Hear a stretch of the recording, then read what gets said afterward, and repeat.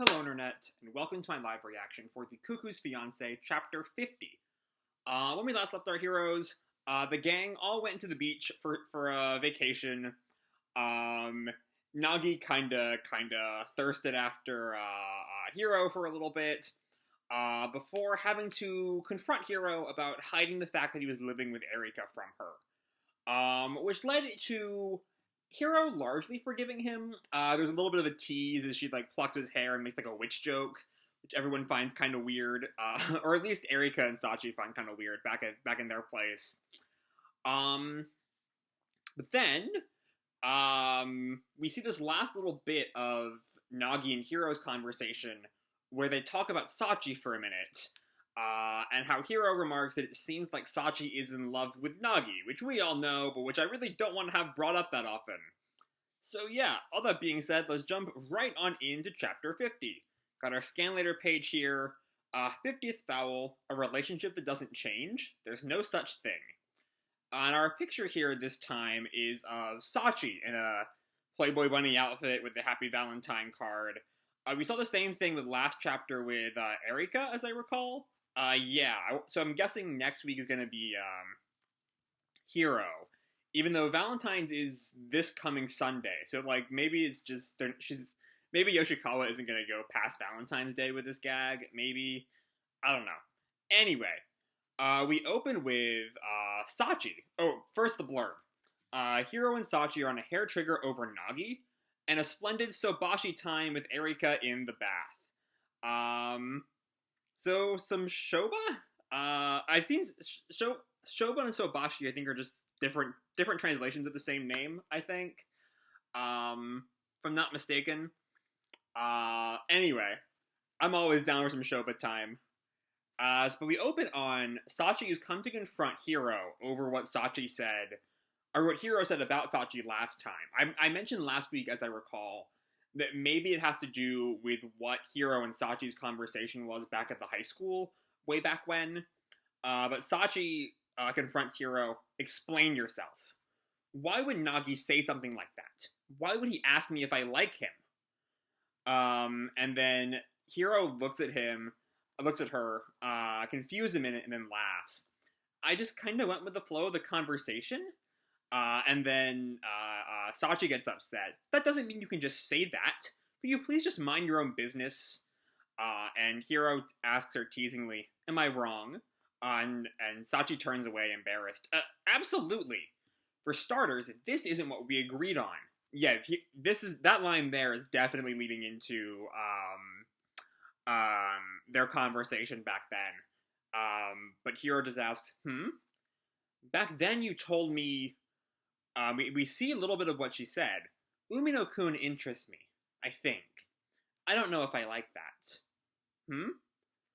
Oh, no, hold on. Okay, so, this is part that we did see, I think. And then Sachi says, I don't know if I like that.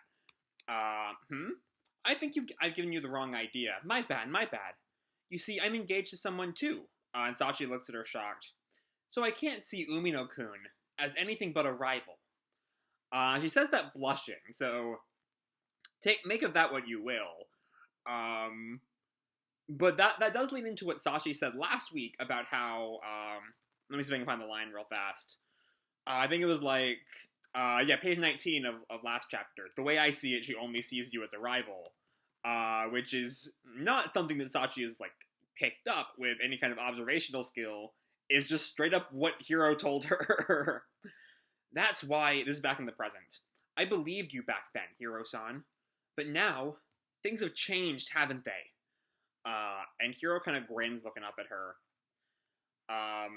And then Hiro gets to drop the title line as early as chapter 50. Not as page 6, my bad. A relationship that never changes? There's no such thing. Which is a fair argument. Don't you agree, Sachi-chan? And Sachi flashes back to Mr. Amino. Would you be prepared to marry Nagi-kun? Sorry if y'all can hear my dog barking in the background. She gets kind of angry at passersby at this time of day. Anyway, this flashback here with Amino. Have we seen this scene in particular? We might have. This might be the scene with the caviar. But I'm not sure. But we see Sachi's kind of uncomfortable as she flashes back to Mr. Amino. And then we see Nagi in the nude, facing the sunrise on the terrace. Okay.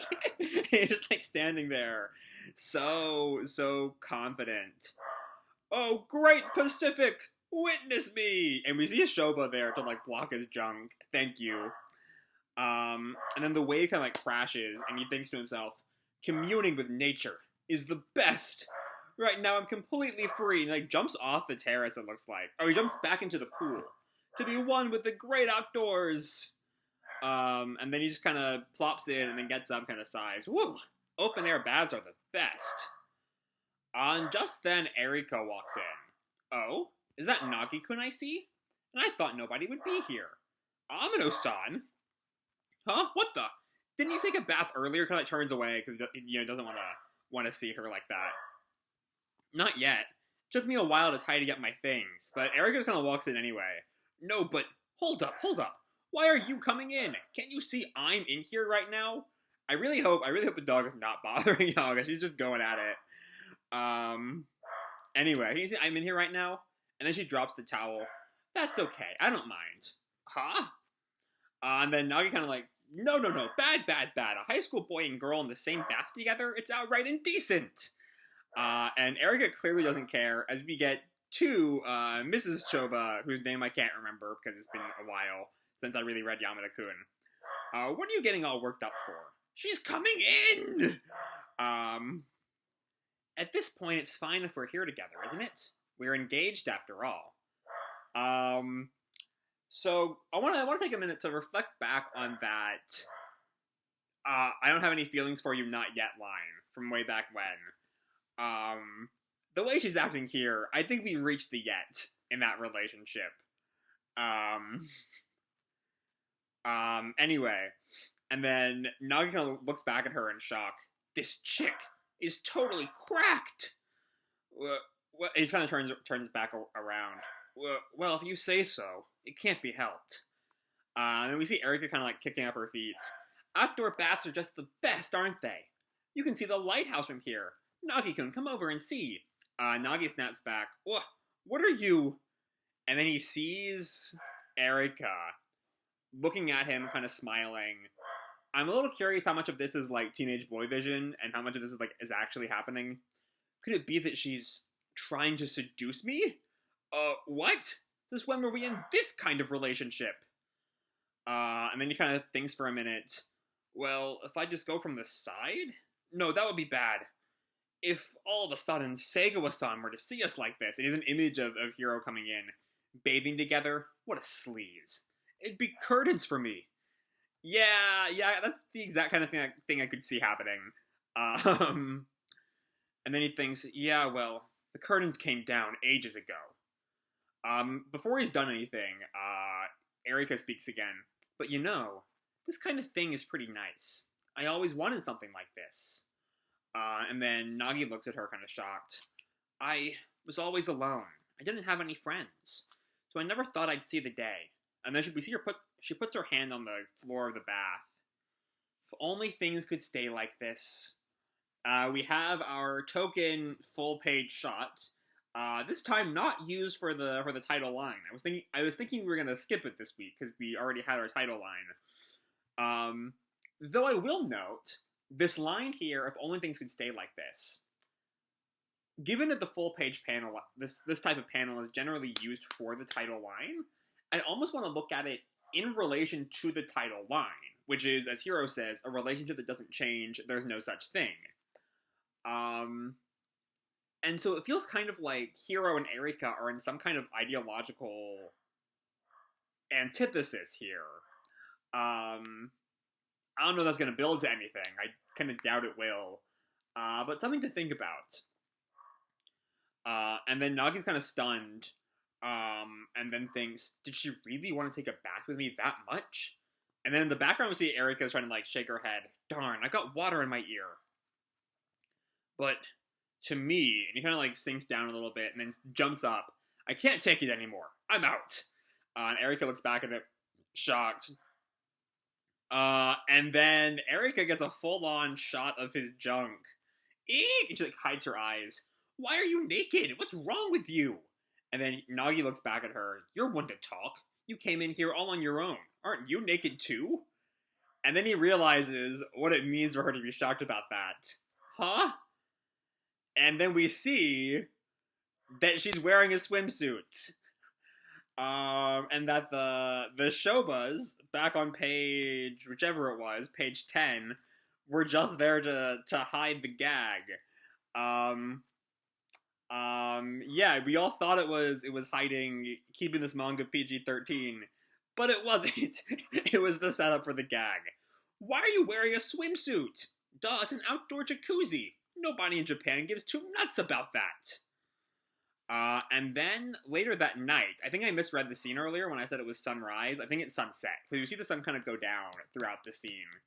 But anyway, later that night, we hear someone exclaim, "We're going to a room?" And then we see Hiro not Hiro, Erika kind of snacking on some chips as the whole quartet is in, like, a living room. I made a mistake. Even though there are 2 full bedrooms, neither is prepared for more than 2 people to sleep in them. And Nagi is kind of shocked. How is that possible? This villa was meant for exactly 4 people, after all. And then Sachi says, in that case, Nagi will sleep in the living room. And Nagi just stops her. I refuse. Why? I've said it before. Spiders! One with legs 6 centimeters long. Gray organisms that crawl unpredictably all over the place. Those bastards are around when I'm sleeping in the living room. What would I do if they crawled into my ears? If I had to spend the night with a dreadful bug like that, I'd rather die! And Erika looks at her, that again? And Sachi, ever the sibling, like I always say, then you could just die? And Hiro teases, but I can handle spiders. Alright, I get it. I'll stay in the living room, but I won't be sleeping. And Sachi kind of sighs. He really means it when he says it. But Hiro laughs. That seems a little extreme. I've got a great idea. How about we draw straws? And everyone's kind of shocked at this. A decision by fate. Next time, Nagi spends the night with... Oh, right. Okay. For some reason, it did not click in my head that it's about Nagi having to share a room with one of the girls. For some reason, that just somehow never crossed my mind. It feels like really obvious where the scene was what the scene was about, and I just completely missed it. But anyway, that's the end of chapter 50. So yeah, this was a pretty fun chapter. I honestly really liked the gag at the end that Erika was in a swimsuit the entire time, and we were just kind of like tricked into believing that she walked into the bath nude. That's just kind of funny to me. I don't know. It works. But we also kind of see some more of well, actually, it kind of makes us rethink about everything else that happens in the chapter. Because reading page 11, at this point it's fine if we're here together, isn't it? Reads like she's commenting on the fact that they're nude in the bath together. It's fine, they're engaged. Which seems to be a fairly big stepping stone in the relationship, right? But, like, if she's wearing a swimsuit, not the same thing at all. He's been doing swimsuit photo shoots for her, like, all series. So, like, from a character standpoint, it doesn't seem like things have progressed as much as it did at first. But that's fine. These manga aren't meant, like, I comment fairly frequently that Cuckoo's Fiancee is a lot quicker paced of a manga than a lot of other examples in the genre. But, like, it doesn't need to be that fast paced. So anyway, yeah, we get some of that. But honestly, due to the fact that the swimsuit reveal, there's not too much too much to work through there. Erika's just like, we've been doing this the whole time, which sets up the gag pretty well. But nothing in there kind of new. You know, if only things could stay like this, the fact that Erika is happy with her current situation is not exactly a new thing. Though, again, I'm really curious if we should even pair that with the title line. It feels like we kind of should. Speaking of the title line, we have that Nagi Sachi scene. Where we get the sense, we find out what Hiro, not Nagi Sachi, Hiro Sachi. We find out what Hiro told Sachi back at the school, that she's not into Umino, not into Nagi because she has a fiance who is, again, still unseen at this point. But also we see what's basically confirmation. What's been fairly easy to assume, but that she is into Nagi. That she is into Nagi. Given that she's, basically saying the relationship she has with Nagi has changed. That she is into Nagi now. I'm not entirely sure. Maybe I'm trying to piece together this Mr. Amino scene. And maybe it's about Mr. Amino is proposing a change in the relationship between Sachi and Nagi.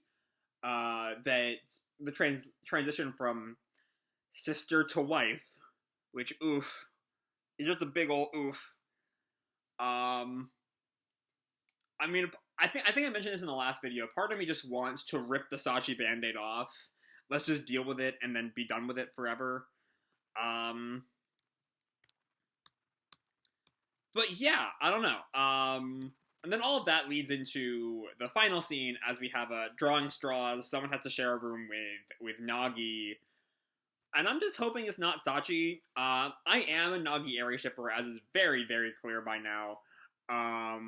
But, I just rather, given this very clearly romantic setup, I'd just rather it be anyone but Sachi.